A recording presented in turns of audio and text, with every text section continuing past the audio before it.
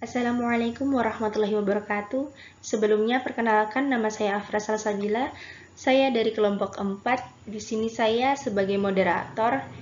Kami akan mempresentasikan hasil dari makalah kami yang berjudulkan dengan mengidentifikasi hadis sesuai pada masanya.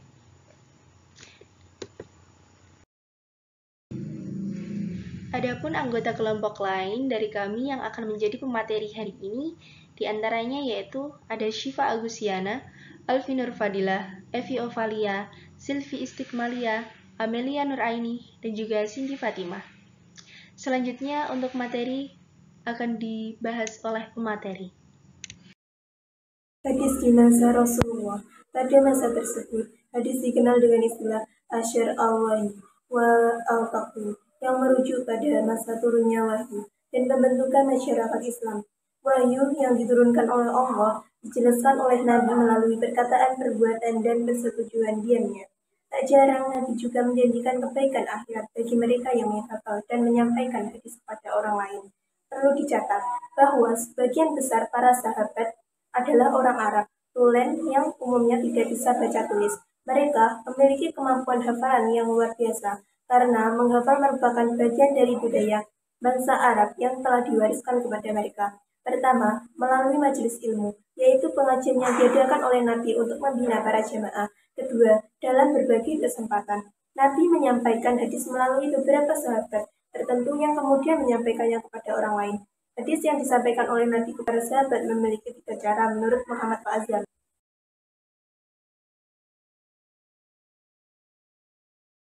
Hadis pada masa Khulafaur Rasyidin.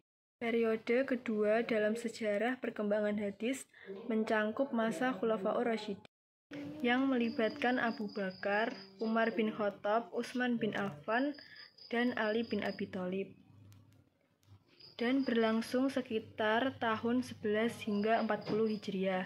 Masa ini sering disebut sebagai masa sahabat besar.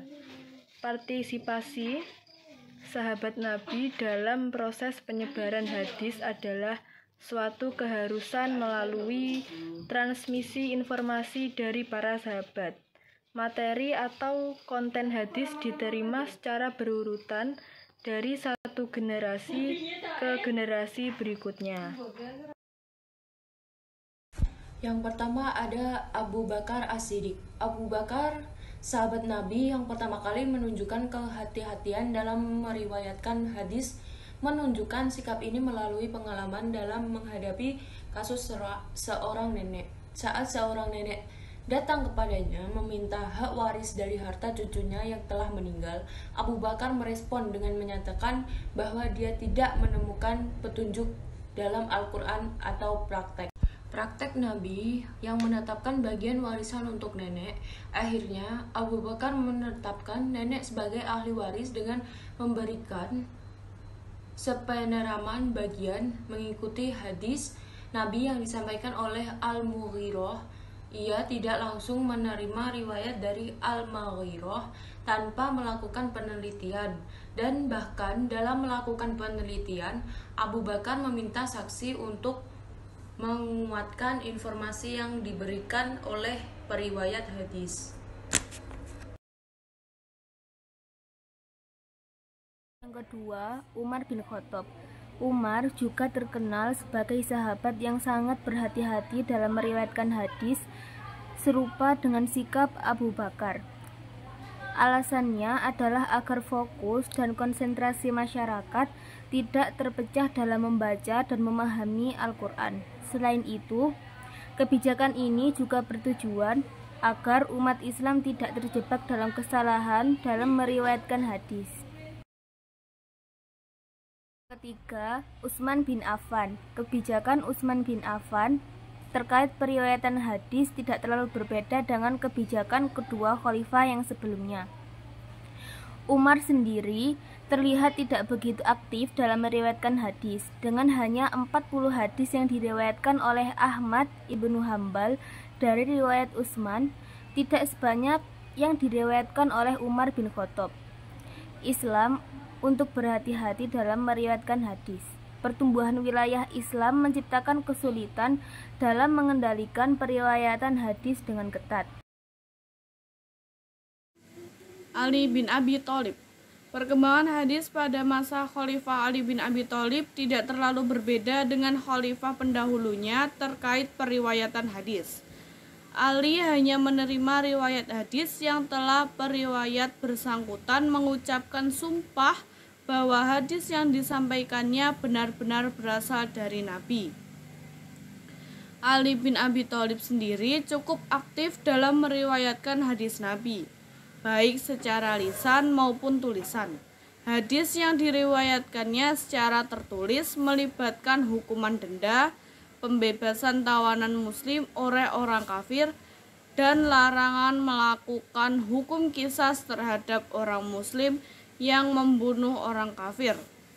Hal ini menyebabkan ketidakpercayaan pada riwayat hadis secara keseluruhan, karena adanya potensi pemalsuan yang sulit dihindari.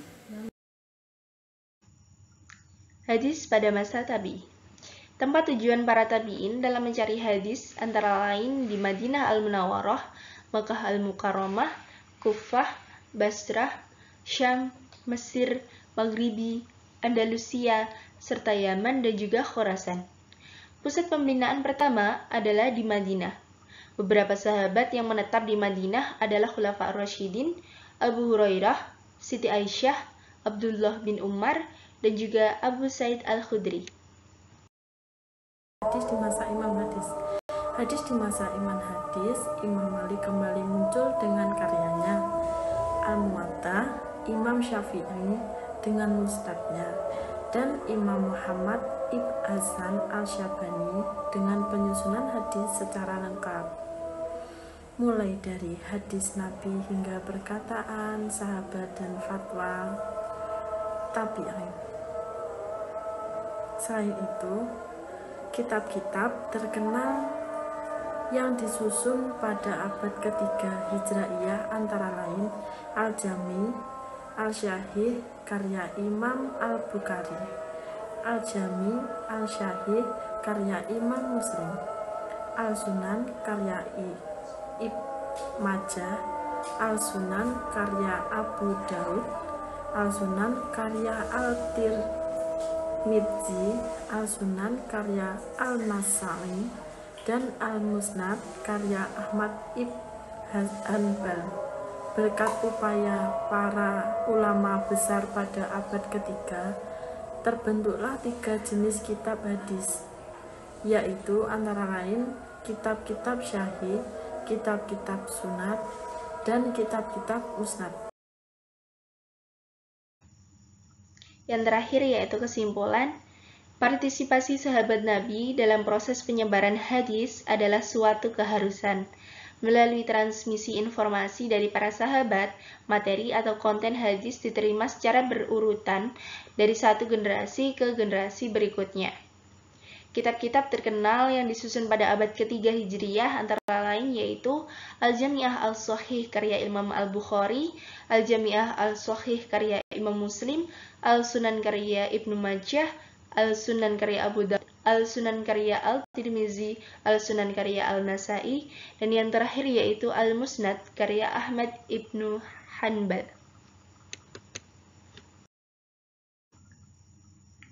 Sekian presentasi dari kelompok kami. Apabila ada salah kata maupun pengucapan yang mungkin kurang bisa dipahami, kami mohon maaf yang sebesar-besarnya.